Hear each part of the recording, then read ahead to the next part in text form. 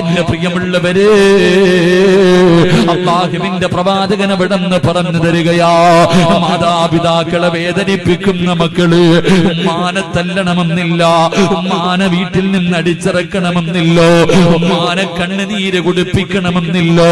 ഉമ്മയുടെ മനസ്സിന് വേദനയുണ്ടാക്കുന്ന ഏതെങ്കിലും ഒരു വാക്ക് നിന്റെ ജീവിതത്തിൽ ഉണ്ടായിട്ടുണ്ടോ?